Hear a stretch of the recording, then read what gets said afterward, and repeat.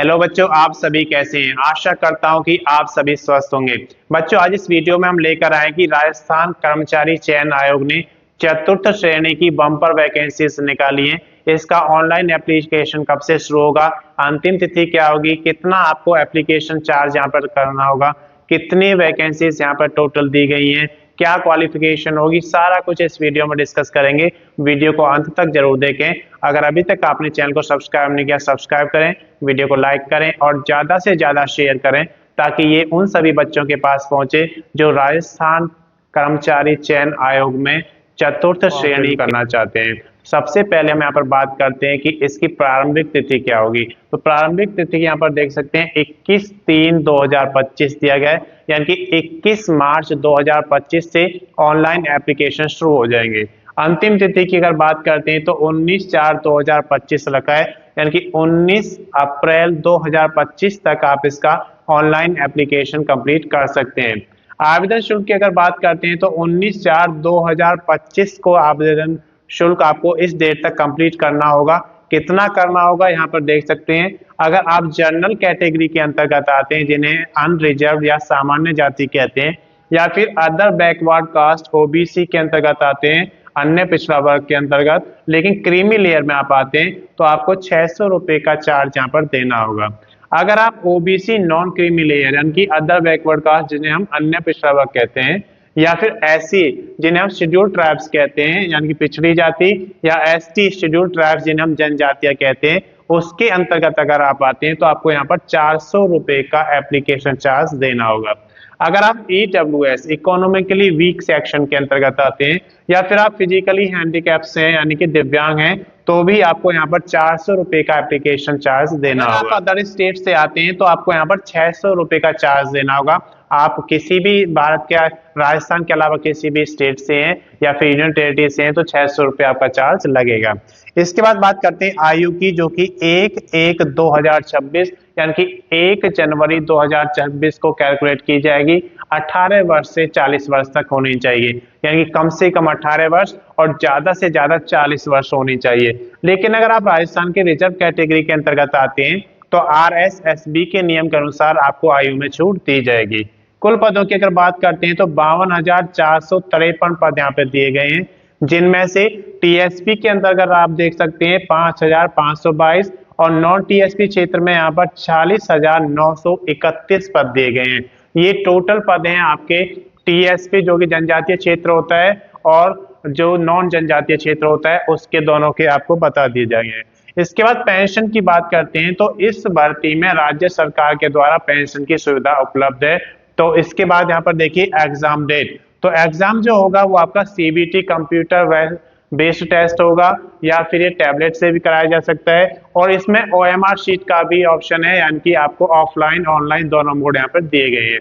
कब आपका एग्जाम होगा, यहाँ पर देखिए आपका 18 से 21 सितंबर 2025 को यहाँ पर आपका ऑनलाइन या ऑफलाइन जो सुविधा जो भी अवेलेबल होगी वहाँ पर उसके अनुसार आपको यहाँ पर टेस्ट कराया जाएगा। 36 आरक्षण की अगर बात करते हैं तो जनरल कैटेगरी के लिए 36%, यानी कि आप अगर सामान्य जाति में आते हैं तो टोटल पदों का 36% आपके लिए रखे गए हैं। एससी अगर आप शेड्यूल्ड कास्ट में आते हैं तो 16% हैं, एसटी में अगर आप आते हैं तो 12%, ओबीसी में अगर आप आते हैं तो 21% है यहाँ पर, एमबीसी में आते हैं तो 5%, और अगर आप इकोनॉमिकली वीक सेक्शन के अंतर्गत आते हैं तो 10% 36 आरक्षण आपके लिए रखा गया है। बात करते हैं डॉक्यूमेंट्स की, तो डॉक्यूमेंट्स में आपके एलिजिबिलिटी आती है। एलिजिबिलिटी मतलब जो क्वालिफिकेशन आपकी इसके अनुसार चाहिए आपको, उसके डॉक्यूमेंट्स आपके पास होने चाहिए। इसके अलावा आपका अगर सर्टिफिकेट डोमिसाइल का होना चाहिए, किस कास्ट में आते हैं तो कास्ट सर्टिफिकेट, अगर आप रिजर्व कैटेगरी में आते हैं तो कास्ट सर्टिफिकेट आपके पास होना चाहिए। ये सारे डॉक्यूमेंट्स आपके पास होने चाहिए क्योंकि ये अपलोड किए जाएंगे। इसके बाद देखिए आपके पास आईडी प्रूफ होना चाहिए, एक आपके पास एड्रेस प्रूफ होना चाहिए। ये सारे डॉक्यूमेंट्स स्कैन कॉपी में आपके पास होने चाहिए क्योंकि ये आपको अपलोड करने होते हैं। इसके अलावा आपके पास फोटो होना चाहिए, A4 साइज फोटोग्राफ्स आपके पास होना चाहिए, उसकी स्कैन कॉपी आपके पास होनी चाहिए। सिग्नेचर की अगर बात करते हैं तो आप एक पेज पर सिग्नेचर करेंगे और उसका भी आपके पास स्कैन कॉपी होना चाहिए, क्योंकि जब आपका डॉक्यूमेंट्स अपलोड हो जाते हैं उसके बाद फोटो और सिग्नेचर अपलोड करना होगा। इसके बाद बेसिक डिटेल्स की बात करते हैं। तो बेसिक डिटेल्स में आप जब फॉर्म फिल करेंगे तो वहाँ पर बेसिक डिटेल्स मांगी जाती हैं, जैसे क्वालिफिकेशन, डोमिसाइल या आप किस स्टेट में रहते हैं उसके लिए डोमिसाइल आपका होना चाहिए, किस कास्ट में आते हैं, अगर आपके पास रिजर्व कैटेगरी है तो कास्ट सर्टिफिकेट भी होना चाहिए। ये सारे डॉक्यूमेंट्स आपके अपलोड किए जाते हैं, तो इनकी एंट्री करी जाती है, तो उसके हिसाब से आपके डॉक्यूमेंट्स अपलोड होते हैं। तो ये बेसिक डिटेल्स में आपके आते हैं। इसमें आपका फादर्स नेम, आपका नेम और आपका परमानेंट एड्रेस सारी एंट्रीज की जाती हैं। जब बेसिक डिटेल्स आपकी कंप्लीट हो जाएंगी उसके बाद आप डॉक्यूमेंट्स अपलोड करेंगे, फोटो अपलोड करेंगे और सिग्नेचर अपलोड करेंगे। जब आपका फॉर्म कंप्लीट हो जाएगा तो आप उसका प्रीव्यू जरूर चेक करें, क्योंकि प्रीव्यू चेक करने से आपको एक बेनिफिट होता है कि अगर आपने कोई गलती की है तो आप उसे सुधार सकते हैं, क्योंकि जब एक बार फाइनल सबमिशन हो जाएगा तो आपको उसको सुधारने का कोई मौका नहीं मिलता है। तो जब आप प्रीव्यू चेक कर लेंगे तो आप उसका फाइनल सबमिशन कर देंगे। जब फाइनल सबमिशन हो जाएगा तो उसका प्रिंट आउट आपको निकालना है, क्योंकि जब प्रिंट आउट आप निकालेंगे वहां से तो उसमें जब भर्ती में आगे बढ़ेंगे तो वो सारी चीजें आपके पास होती हैं कि क्या क्या आपको उस भर्ती में आगे चाहिए। इसकी अगर अधिक जानकारी आपको चाहिए तो इसकी ऑफिशियल वेबसाइट पर जाइए RSSB की, और उसमें एडवर्टाइज नंबर P14159 RSSB 2024 पढ़ें, वहां पर आपको सारी डिटेल्स मिल जाएगी। यूपी PSC ने असिस्टेंट इंजीनियर की बम्पर वैकेंसीज निकाली है, इसकी सारी डिटेल्स इस वीडियो में हम आपको दिखाएंगे। अगर अभी तक आपने चैनल को सब्सक्राइब नहीं किया सब्सक्राइब करें, वीडियो को लाइक करें और ज़्यादा से ज़्यादा शेयर करें, ताकि ये वीडियो आप सभी बच्चों के पास पहुंचे जो यूपी PSC के थ्रू असिस्टेंट इंजीनियर बनना चाहते हैं। सबसे पहले हम बात करते हैं यहाँ पर प्रारंभिक तिथि की। तो इसके ऑनलाइन एप्लीकेशन शुरू हो चुके हैं 17/12/2024, यानी कि 17 दिसंबर 2024 से ऑनलाइन एप्लीकेशन शुरू हो चुके हैं। अंतिम तिथि की बात करें तो 17/1/2025, यानी कि 17 जनवरी 2025 तक आप इसका ऑनलाइन एप्लीकेशन फॉर्म फिल कर सकते हैं।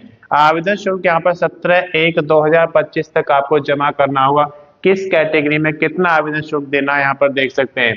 अगर आप जनरल कैटेगरी अनरिजर्व यानी कि सामान्य जाति में आते हैं, या फिर OBC अदर बैकवर्ड कास्ट या अन्य पिछड़ा वर्ग में आते हैं, या आप इकोनॉमिकली वीक सेक्शन EWS के अंतर्गत आते हैं, तो आप सभी कैंडिडेट्स को 125 रुपये यहाँ पर आवेदन शुल्क देना होगा।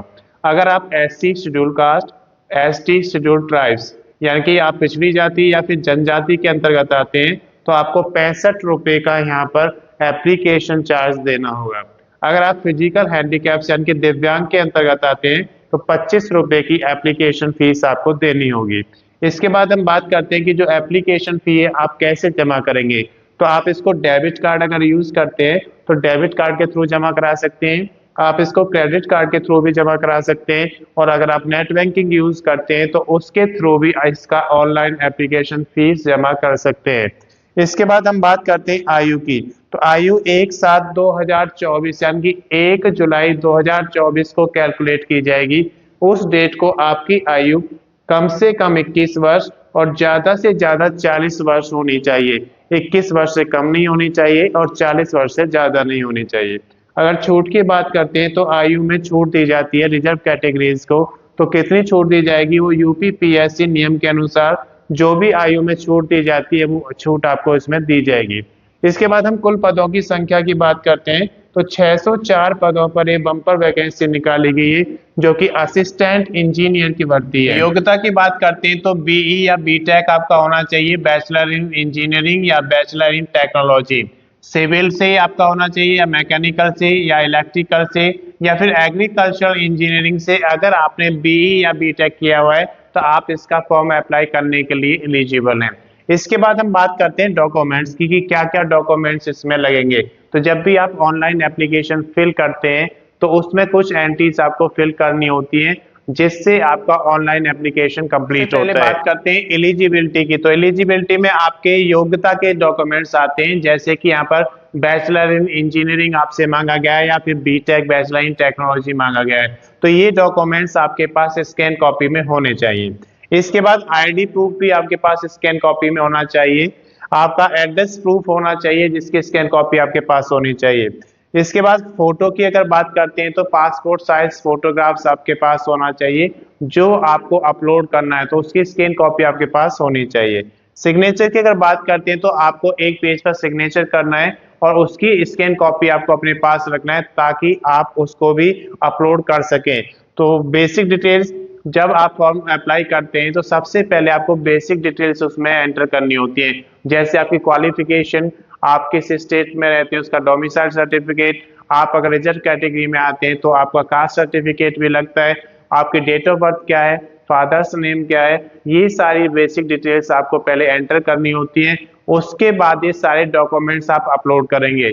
जब डॉक्यूमेंट्स अपलोड हो जाते हैं उसके बाद फोटो और सिग्नेचर भी अपलोड करना होता है। तो जब ये सारे डॉक्यूमेंट्स आपके अपलोड हो जाएंगे तो उसके बाद आप प्रीव्यू जरूर चेक करें। प्रीव्यू चेक करने से एक बेनिफिट होता है कि अगर कोई गलती उसमें होती है जो आपने फिल किया है तो वो सुधार करने का मौका मिल जाता है, और अगर आपने उसे बिना प्रीव्यू चेक के सबमिट कर दिया तो आपको उसमें संशोधन करने का मौका नहीं मिलता है।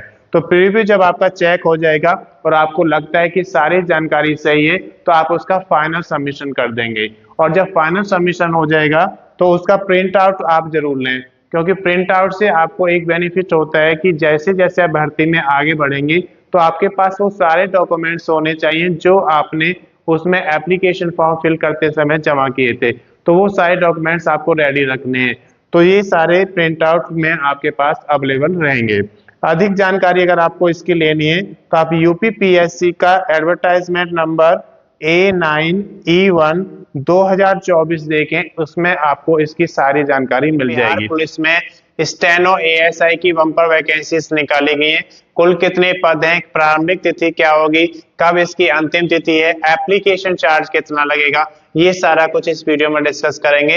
वीडियो को अंत तक जरूर देखें, और अगर अभी तक आपने चैनल को सब्सक्राइब नहीं किया तो सब्सक्राइब करें, वीडियो को लाइक करें और ज्यादा से ज्यादा शेयर करें ताकि ये उन सभी बच्चों के पास पहुंचे जो बिहार पुलिस में स्टेनो एएसआई बनना चाहते हैं। सबसे पहले हम यहाँ पर बात करते हैं इसकी प्रारंभिक तिथि की। तो इसके ऑनलाइन एप्लीकेशन शुरू हो चुके हैं 17/12/2024 से, यानी कि 17 दिसंबर 2024 से ऑनलाइन एप्लीकेशन शुरू हो चुके हैं। अंतिम तिथि की अगर बात करते हैं तो यहाँ पर देख सकते हैं 17/1/2025, यानी कि 17 जनवरी 2025 तक आप इसका ऑनलाइन एप्लीकेशन भर सकते हैं। का देखें तो 17/1/2025 तक आपको जमा करना है, यानी कि 17 जनवरी 2025 तक। अगर आप जनरल कैटेगरी यूआर यानी कि अनरिजर्व में आते हैं, जिन्हें हम सामान्य जाति बोलते हैं, या फिर ओबीसी अदर बैकवर्ड कास्ट, या फिर अन्य पिछड़ा वर्ग में आते हैं, या फिर आप ईडब्ल्यूएस इकोनॉमिकली वीक सेक्शन के अंतर्गत आते हैं, या फिर आप बिहार राज्य से किसी दूसरे राज्य में रहते हैं, तो इन सभी कैंडिडेट्स के लिए यहाँ पर 700 रुपए का एप्लीकेशन चार्ज लगाएगा। इसके बाद अगर आप एससी कास्ट में रहते हैं यानी कि पिछड़ी जाति में, या एसटी जिसे हम शेड्यूल ट्राइब्स यानी कि जनजातियां कहते हैं, या फिर बिहार राज्य की महिला कैंडिडेट्स हैं, तो आपको इसका 400 रुपए एप्लीकेशन फी देना होगा। एप्लीकेशन फी आप कैसे जमा कर सकते हैं, ऑनलाइन मोड में भी करा सकते हैं और ऑफलाइन मोड में भी करा सकते हैं, दोनों फैसिलिटी यहाँ पे दी गई है। आयु की बात करते हैं तो 1/8/2024 को चेक की जाएगी, यानी कि आपकी आयु 1 अगस्त 2024 को कम से कम 18 वर्ष होनी चाहिए और ज्यादा से ज्यादा 25 वर्ष होनी चाहिए। अगर आप रिजर्व कैटेगरी में आते हैं तो आपको आयु में छूट दी जाएगी, बीपीएससी नियम के अनुसार जो भी छूट है वो आपको इसमें उपलब्ध कराई जाएगी। इसके बाद हम बात करते हैं योग्यता की। तो यहाँ पर 10th +2 मांगा गया कि आप किसी भी रिकॉग्नाइज्ड बोर्ड से 10th +2 पास किए हुए हैं तो आप इसके लिए एलिजिबल हैं। लेकिन उसके साथ साथ यहाँ पर स्टेनोग्राफर मांगा गया है। हिंदी में आपका 80 शब्द प्रति मिनट का स्टेनोग्राफर होना चाहिए, तो आप इसको फॉर्म को फिल कर सकते हैं। इसके बाद हम बात करते हैं यहाँ पर कुल पदों की संख्या की। तो कुल पदों की संख्या यहाँ पर 305 है, जिसमें से अनरिजर्व यानी कि सामान्य जाति के लिए 121, ईडब्ल्यूएस इकोनॉमिकली वीक सेक्शन के लिए 31 दिया गया है। अगर ईबीसी की बात करते हैं तो 59 वैकेंसी हैं। ओबीसी अदर बैकवर्ड कास्ट में हमें 37 वैकेंसी दी गई हैं। बीसी महिलाओं के लिए अलग से 14 वैकेंसी दी गई है। अगर आप एससी में हैं तो शेड्यूल कास्ट के लिए 37 वैकेंसी है। एसटी यानी कि शेड्यूल ट्राइब्स के लिए 6 वैकेंसी दी गई है। तो कैटेगरी वाइज यहाँ पर सारी वैकेंसीज आपको बताई गई है कि किस कैटेगरी में कितनी वैकेंसीज हैं। अब बात करते हैं हम यहाँ पर डॉक्यूमेंट्स की। तो डॉक्यूमेंट्स में अब जब भी आप ऑनलाइन फॉर्म फिल करते हैं तो उसमें आपको अपने डॉक्यूमेंट्स अपलोड करने होते हैं। कौन कौन से डॉक्यूमेंट्स अपलोड करने होते हैं वो सारा कुछ हम यहाँ पर आपको बताएंगे। तो ये सारे डॉक्यूमेंट्स आपके पास स्कैन कॉपी में होने चाहिए। सबसे पहले हम बात करते हैं एलिजिबिलिटी की। तो एलिजिबिलिटी के अंदर वो डॉक्यूमेंट्स आते हैं, जैसे यहाँ पर आपसे मांगा गया योग्यता कि 12th पास होना चाहिए, तो 12th के सर्टिफिकेट्स आपके पास होने चाहिए। आप किस स्टेट में रहते हैं उसका डोमिसाइल सर्टिफिकेट आपके पास होना चाहिए। अगर आप रिजर्व कैटेगरी में आते हैं तो उसका सर्टिफिकेट आपका होना चाहिए, कास्ट सर्टिफिकेट। और इसके अलावा जो आपके एलिजिबिलिटी क्राइटेरिया पूरा हो जाता है, फिर उसके बाद आईडी प्रूफ आपके पास होना चाहिए। आईडी प्रूफ एक आपके पास वैलिड आईडी प्रूफ होना चाहिए, उसकी स्कैन कॉपी होनी चाहिए। एड्रेस प्रूफ की स्कैन कॉपी आपके पास होनी चाहिए। आपके पास A4 साइज फोटोग्राफ होना चाहिए, जिसकी स्कैन कॉपी आपके पास होनी चाहिए। सिग्नेचर की बात करते हैं तो आप एक पेज पर सिग्नेचर करेंगे और उसकी भी स्कैन कॉपी अपने पास रखेंगे। ये सारे डॉक्यूमेंट्स आपके पास स्कैन कॉपी में होने चाहिए, क्योंकि ये सारे डॉक्यूमेंट्स आपको अपलोड करने होते हैं। इसके बाद हम बात करते हैं बेसिक डिटेल्स की। तो बेसिक डिटेल्स में क्या होता है, जैसे आपकी क्वालिफिकेशन आपकी वहां पर एंटर होती है, आपका डेट ऑफ बर्थ क्या है, वो आपके फादर्स का नेम, आपका परमानेंट एड्रेस, ये सारी डिटेल्स जो होती हैं बेसिक डिटेल्स होती हैं। जब ये डिटेल्स कंप्लीट हो जाती हैं उसके बाद आपके डॉक्यूमेंट्स अपलोड होते हैं, फोटोग्राफ और आपका सिग्नेचर, ये सारे कुछ यहाँ पर अपलोड किए जाते हैं। जब ये सारा कुछ अपलोड हो जाता है तो आप उसका प्रीव्यू चेक करें। प्रीव्यू चेक करने से क्या होता है कि अगर आपने कोई गलती की है तो आप उसे सुधार सकते हैं। अगर प्रीव्यू चेक करने पर आपको लगता है कि सब कुछ ठीक है तो आप उसका फाइनल सबमिशन कर सकते हैं। और जब उसका फाइनल सबमिशन हो जाएगा तो उसका प्रिंट आउट ले लें, क्योंकि जब आप भर्ती में आगे बढ़ेंगे तो प्रिंट आउट के अकॉर्डिंग आपने कौन कौन से डॉक्यूमेंट्स वहां पे अपलोड किए हैं वो सारा रिकॉर्ड आपके पास होगा। अधिक जानकारी अगर आपको इसकी लेनी है तो आप BPSSC की ASI एडवर्टाइजमेंट नंबर 1/2024 पढ़ेंगे तो इसमें आपको सारी जानकारी मिल जाएगी। ये जानकारी आपके लिए पर्याप्त है। अगर अभी तक आपने चैनल को सब्सक्राइब नहीं किया, सब्सक्राइब करें, वीडियो को लाइक करें और ज्यादा से ज्यादा शेयर करें, ताकि ये उन सभी बच्चों के पास पहुंचे जो बिहार पुलिस में स्टेनो ASI बनना चाहता है। धन्यवाद।